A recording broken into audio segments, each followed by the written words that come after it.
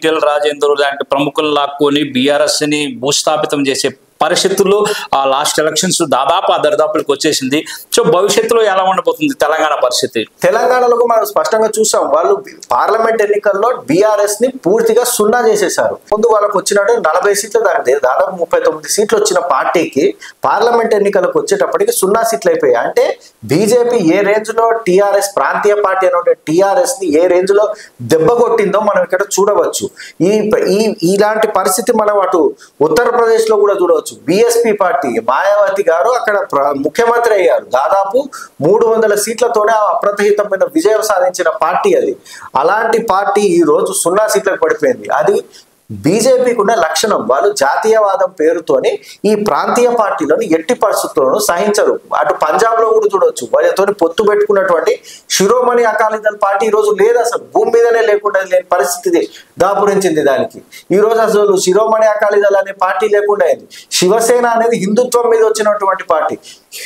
వాళ్ళు ఇద్దరు హిందుత్వవాదులే, కానీ తమ్ముడే పేకాట అనే సామెతకు తగ్గట్టుగా ఈ రోజు శివసేన పార్టీని వాళ్ళు పూర్తి స్థాయిలో నాశనం చేసేసి దాన్ని 2 ముక్కలుగా చేసి ఈ రోజు షిండే పార్టీ ఏదైతే ఉందో అది రేపు పొద్దున ఉంటుందో ఊడిపోతుందో అందరికీ తెలిసిందే. ఎందుకంటే ఆయనకి వచ్చిన సీట్లు ఏమీ లేవు అక్కడ పెద్దగా. బీజేపీతో పోల్చుకుంటే ఆయనకి సగం సీట్లు కూడా రాలేదు. దీన్ని బట్టి మనం చూస్తే రేపటి నాడు షిండేకి పెద్ద పవర్ ఏమో ఉండదు. ఆ శివసేన పార్టీ అనేది తోలుబొమ్మ లాగా మాత్రమే ఉంటుంది. అది అందరికీ తెలిసిందే. వాళ్ళకి పదవులు ఇచ్చినా ఇవ్వకపోయినా నోరు మూసుకొని కూర్చోవలసిన పరిస్థితి అక్కడ ఉంటుంది. అది దాదాపు బీజేపీలో కలిసిపోయినట్టే. ఇక వాళ్ళు ఊరికే అలా కాగితాల మీద శివసేన అనే పార్టీ ఉంటుంది. భవిష్యత్తులో మనము అలాంటి పరిస్థితి ఆంధ్రప్రదేశ్కి కూడా వస్తుందా అంటే రాజకీయంగా చూస్తే ఛాన్సెస్ అయితే ఉన్నాయి. మనం ఛాన్సెస్ లేవని అయితే కొట్టిపారేయలేము. ఎందుకంటే ఇన్ని ఉదాహరణలు ఉన్నాయి అన్ని రాష్ట్రాలు. కాశ్మీర్ నుంచి మొదలు పెడితే కన్యాకుమారి వరకు, అటు గుజరాత్ నుంచి మొదలు పెడితే అరుణాచల్ ప్రదేశ్ వరకు మనము ఎన్ని ఉదాహరణలు చూసినా కూడా ప్రాంతీయ పార్టీలతో బీజేపీ ఆడుతున్నటువంటి గేమ్ ఇదే కనిపిస్తోంది. ఇక్కడ మనము ఒరిస్సాలో చూడొచ్చు. ఒరిస్సాలో బీజేడీ పార్టీ ఉంది. బీజేడీ పార్టీని దాదాపు అంతర్ధానం చేసేసి ఈరోజు అధికారంలోకి వచ్చేసింది. అక్కడ నవీన్ పట్నాయక్ అప్రతిహతంగా 4-5 సార్లు గెలిచిన అతను ఈ రోజు ఉనికిలో లేకుండా పోయాడు. ఈ రోజు ఆయనను ఒక ప్రణాళిక బద్ధంగా ఆయన దెబ్బతీస్తూ ఈ రోజు దెబ్బ కొట్టేశారు. ఇటు ఆంధ్రప్రదేశ్ లో కూడా చూసాము. ఆంధ్రప్రదేశ్ లో వీళ్ళు వాళ్ళతో జతగట్టి ఎవరైతే చంద్రబాబు నాయుడు జనసేనతో జతగట్టి జగన్మోహన్ రెడ్డిని ఏ రేంజ్ లో దెబ్బ కొట్టారో మనం అందరం చూసాము. ఎక్కడ 151 సీట్లు, ఎక్కడ 11 సీట్లు. 11 సీట్లకు వాళ్ళు కుదించి ఒక ప్రాంతీయ పార్టీని చావు దెబ్బ కొట్టారు. అంటే వాళ్ళు రేపు పొద్దున నిలబడాలన్నా కూడా చాలా టైం పడుతుంది. ఇక్కడి నుంచి జగన్మోహన్ రెడ్డి మళ్ళీ కూడా తీసుకొని క్యాడర్ అంతా కూడా తీసుకొని నెమ్మదిగా మళ్ళీ నెక్స్ట్ ఎలక్షన్ కి వాళ్ళు ముఖ్యంగా మోరల్ గా వాళ్ళు ఏదైతే కార్యకర్తలు కోల్పోయిన బలం ఉందో అది నిలబెట్టుకోవాలంటే చాలా టైం పడుతుంది. పనిలో పనిగా టీడీపీని కూడా దెబ్బ కొడితే ఎలా ఉంటుంది పరిస్థితి అని బీజేపీ ఆలోచించవచ్చు. ఎందుకంటే బీజేపీ ఆలోచన ధోరణి అది. వాళ్ళు దేశవ్యాప్తంగా ఒకే పార్టీ, ఒకే ఎన్నిక, ఒకే నేత, ఒకే భాష, ఒకే సంస్కృతి, ఒకే మతము ఇలా ఉండాలనేసి వాళ్ళది ఒక స్కీమ్. అది ఆర్ఎస్ఎస్ స్కీమ్ కూడా అదే. వాళ్ళకి ఒకే దేశము, ఈ విధంగా అంతా ఒకటే ఉండాలి. వాళ్ళకి భిన్నత్వంలో ఏకత్వం ఇలాంటి వాటి మీద నమ్మకం లేదు వాళ్ళకి. బీజేపీకి మొదటి నుంచి కూడా బీజేపీ అదే సంస్కృతితో వస్తోంది. అది దాన్నే ఫాలో అవుతుంది. వాళ్ళ పద్ధతే అది.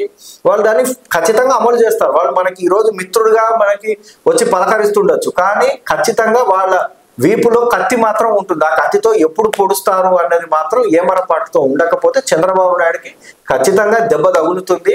అది ఏ రూపంలో తగులుతుంది? పార్టీని ఇప్పటికిప్పుడు చీల్చేస్తారా? అవకాశం వస్తే ఏమైనా చేయొచ్చు వాళ్ళు. అవకాశం అంతే. ఎందుకంటే ఎన్టీ రామారావుకి దాదాపు 250 సీట్లు ఉన్నాయి. అలాంటి ఎన్టీ రామారావే 250 సీట్లు వచ్చిన ఎన్టీ రామారావు రెండుగా ముక్కలైపోయి ఆయన పదవీచ్యుతుడు అయిపోయి ముఖ్యమంత్రి పదవి నుంచి దిగిపోయి చనిపోయేదాకా వచ్చింది ఆయన పరిస్థితి. అలా రాజకీయాల్లో ఎప్పుడు ఏ క్షణాన్ని ఏం జరుగుతుందో ఎవరు ఊహించలేని పరిస్థితి. బీజేపీ అనేది ఎప్పటికీ ఒక రకంగా చెప్పాలంటే ఆపర్చునిటీ కోసం ఎదురు చూస్తూనే ఉంటుంది. వాళ్ళకేమి చంద్రబాబు నాయుడు వాళ్ళకేమి ఏమంటారు, వాళ్ళకేమి శాశ్వత మిత్రుడు కాదు, వాళ్ళకేమో అతనేమి శాశ్వత శత్రువు కూడా కాదు. అదే విధంగా చెప్పినట్టయితే అదే విధంగా పవన్ కళ్యాణ్ విషయంలో కూడా మనం చూడవచ్చు. పవన్ కళ్యాణ్ లో కూడా వాళ్ళు అదే విధమైన వైఖరి అవలంబించే అవకాశం ఉంటుంది.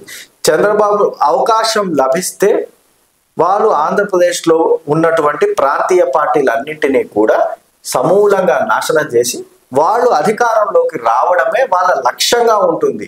అంతే తప్ప వాళ్ళు వీళ్ళతో ఎల్లకాలము ఇలా మహాకూటమిలో ఉండి ఏవో 1-2 పదవులు తీసుకొని 4 ఎమ్మెల్యే పదవులు తీసుకొని 4 ఎంపీలు తీసుకొని వాళ్ళు నోరు మూసుకొని కూర్చుంటారు అనుకోవడం మాత్రం రాజకీయంగా ఒక పొరపాటే అని చెప్పవచ్చు. మరి చంద్రబాబు నాయుడు భవిష్యత్తులో బీజేపీతోని కలిసి కొనసాగుతారా లేకపోతే వారు బయటకు వస్తారా అనేది ఆయన ఇష్టం. అది వాళ్ళ పార్టీ ఉన్నటువంటి వ్యూహం అది. కానీ ఈ విషయంలో మాత్రం బీజేపీ మాత్రం ప్రాంతీయ పార్టీలని నాశనం చేస్తుందనడం మాత్రం అది రాజకీయంగా ఎవరైనా సరే చెప్పవచ్చు ఇప్పుడున్న పరిస్థితులను చూసి.